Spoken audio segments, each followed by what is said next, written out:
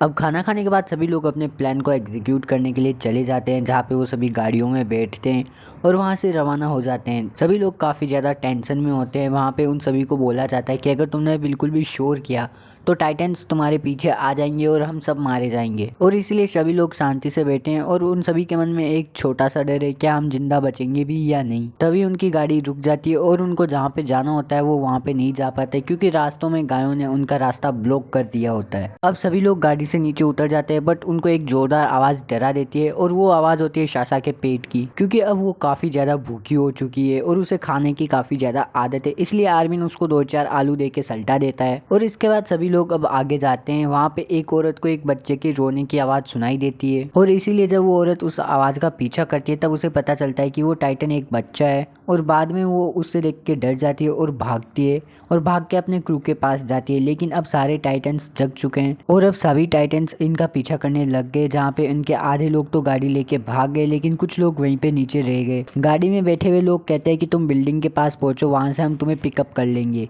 लेकिन टाइटन्स काफ़ी ज़्यादा होते हैं जिनसे बचना लगभग नामुमकिन होता है। अब उतने में ही एरिन को याद आता है कि कैसे कैप्टन हाजी ने हमें इनको मारने की ट्रिक बताई थी। कैप्टन हाजी ने बताया था कि अगर हम टाइटन्स की गर्दन को 2 भागों में काट दे तो हम आराम से टाइटन्स को मार सकते हैं। अब उतने में ही एक टाइटन उन सब पे अटैक करता है और एक आदमी आके उस टाइटन को मार देता है और उस आदमी के पीछे पीछे एक लड़की भी आती है और वो भी कई सारे टाइटन्स को मार देती है। और वो लड़की कोई और नहीं होती बल्कि मिकासा होती है। बाद में सभी स्काउट्स मिलके उन सभी टाइटन्स को भी मार देते हैं, बट एरिन शॉक में था। ये जिंदा है, इसी का देखो, ये जिंदा है। अब टाइटन्स को मारने के बाद सभी लोग सेफ प्लेस ढूंढ के चले जाते हैं और वहाँ पे वो एरिन उस कैप्टन से मिलता है जिसने मिकासा की जान बचाई थी। और वो कैप्टन कहता है कि मैंने मिकासा की जान बचाई और उसे इस दुनिया से लड़ने लायक बनाया, पर तुम किसी भेड़ बकरी से ज्यादा कुछ भी नहीं हो हमारे लिए। अब एरिन वहाँ से चला जाता है और एक जगह जहाँ पे मिकासा बैठ के पियानो बजा रही थी वहाँ पे जाके उससे बातें करता है, जहाँ पे मिकासा उससे कहती है कि उस दिन कैप्टन ने मेरी जान बचाई, पर उससे पहले टाइटन्स ने उस बच्चे को काट लिया था और मुझे भी काट लिया था। और उसके बाद वो अपने निशान एरिन को दिखाती है, पर उतने में ही कैप्टन वहाँ पे आ जाता है और वो अपना झूठा एप्पल पहले मिकासा को खिलाता है और मिकासा उस एप्पल को खा भी लेती है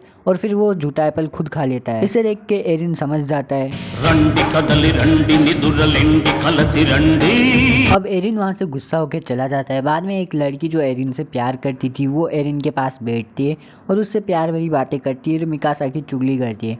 उसके बाद वो एरिन से इंटीमेट होने का ट्राई करती है, लेकिन ये सब एक टाइटन देख रहा होता है और वो उस लड़की को खा जाता है। उसके बाद एरिन जब बाहर जाके देखता है तो कई सारे टाइटन्स उनकी ओर ही आ रहे होते हैं और वो सभी को जगा देता है। उसके बाद सभी लोग आ जाते हैं और टाइटन से लड़ने के लिए तैयार हो जाते हैं, बट वो काफ़ी ज़्यादा डर रहे थे।